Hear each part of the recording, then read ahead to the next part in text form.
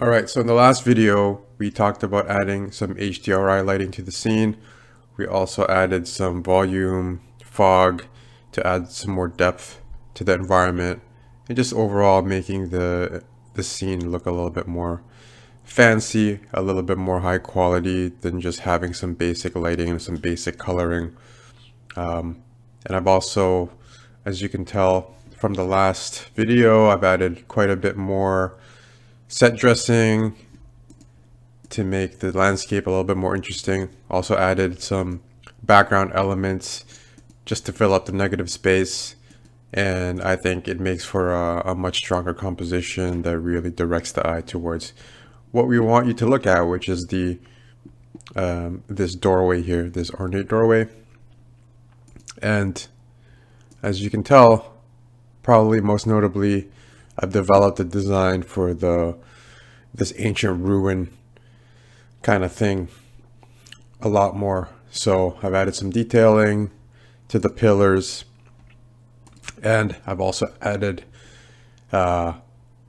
some sort of ancient design to the doorway itself. And again, I think the purpose of this is to really call out this piece here, which is the focal point of the image.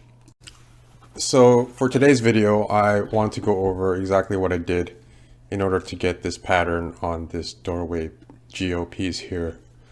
So I'm going to move on to a fresh Blender scene just so we can start from scratch. And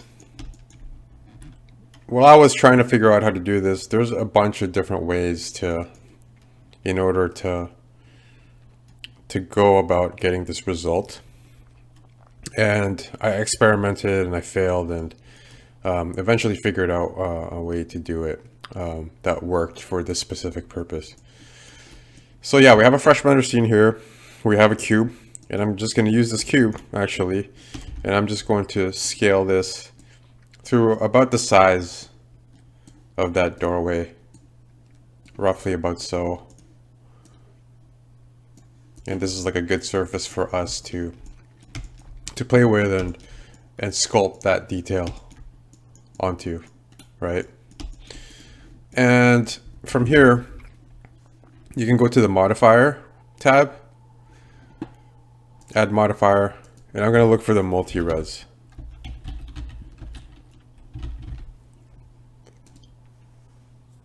So now that we have that on there, there's a bunch of different modifiers actually that you can use to add detail onto the piece of geo. So kind of going back, actually going a couple steps back, the reason that we want to add the multi-res is because this is just a simple cube. It's got like very few polys, and we can't possibly sculpt anything on here because there's nothing for us to, not enough resolution for us to apply detail onto, right? So what this multi-res modifier is going to do is it's going to basically subdivide this cube into a surface that's got enough detail that allows us to sculpt something that is super highly ornate and something that has a lot of detail onto, right? And again, there's a bunch of modifiers that you can play with that do similar things, but I think are kind of have a different purpose. I find that the multi-res is the best one for something like what I wanted to do. So what I'm going to do first is I'm going to hit this linear a couple times. So if I don't do this, let me just show you what I do. If I want to subdivide right away, it'll kind of make this cube into this goopy circle, right? But instead, what I want to do is do some linear subdivisions first. And what that will do is it's adding detail to the geo. I don't know why the wireframe is not showing. But anyways, it's adding more detail to this cube without softening it, right? And so I'm going to do this. And then now I'm going to subdivide. And now you see it's like, it's actually making the edges softer. But since I've done linear like a few times before that, when I actually subdivide, it's like, it's got like, it's fortified enough with enough detail, with enough edges that it doesn't turn into this goop. Hopefully that makes sense. But now we have quite a bit of subdivision going on. We have 8 levels, right? And that was enough for me to add the level of detail that I wanted to do. So now we're going to switch to the sculpting tab. I already have this set up here, but I'm going to take that off just so you guys can see what I did from scratch. Okay, let's get rid of that. Okay, so now we have our standard brush. This should be like the default draw brush that you get when you switch to the sculpting mode. And then here you'll see the texture, right? You can also access that from here, this top tab here, the tool tab. And then there is a texture drop down right here. So what I want to do is I want to add a texture in order to add that pattern. Instead of me just drawing it by hand and sculpting it by hand, I'm using a texture as a stencil in order for me to be able to easily apply that pattern that I want, right? So I hit that, and then I go to this show texture, and then I want to open this.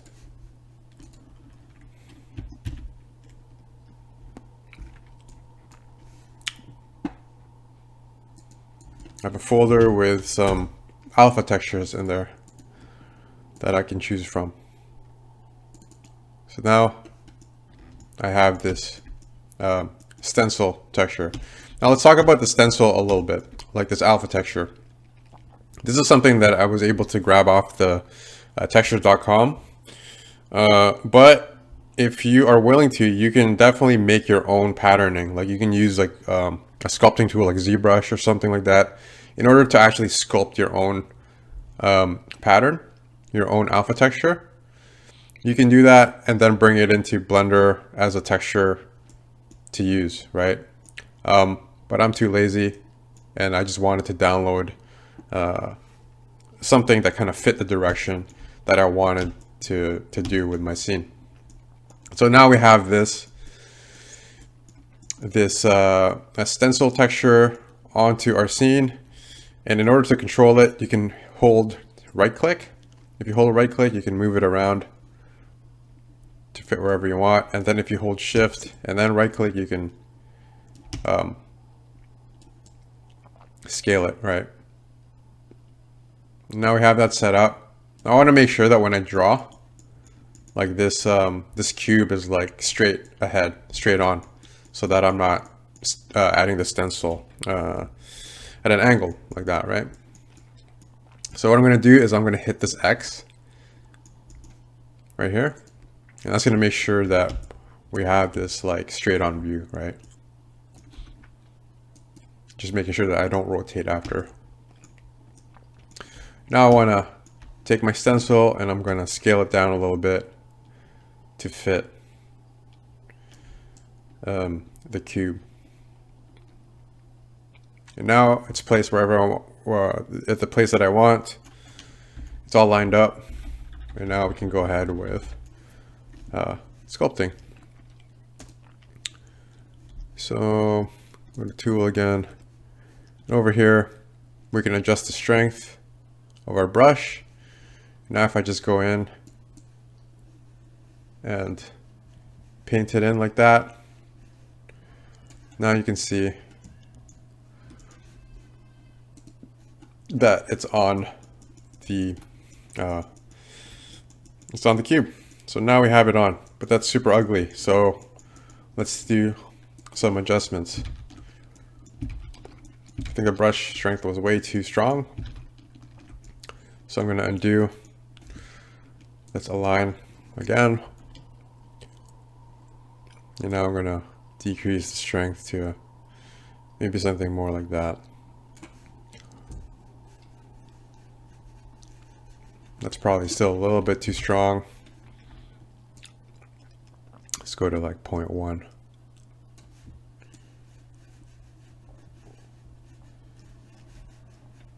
Something like that. Then let's go back to layout so we can see a more accurate look. And there we go. Now we have our pattern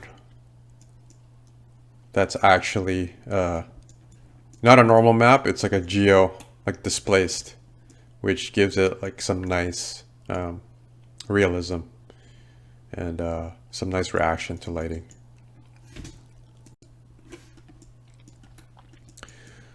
So you notice like it's a little bit jagged on the edges of some of those lines. You can subdivide a few more and you can see it smooths it out. So one caveat with using this is that you can see my computer is starting to kind of chug here, just because it's using a lot. It's adding a lot of geo to this cube here. But if you're willing to pay that price, you can see that it's a lot smoother. Quality is a lot nicer, and now you have this really cool pattern.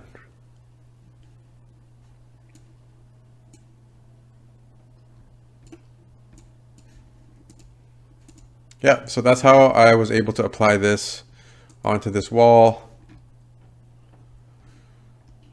Now I'm probably gonna start refining the rocks around it, add some more detailing to the ground. And yeah, we'll see what comes up next. Gonna end the vlog right there and catch you in the next one.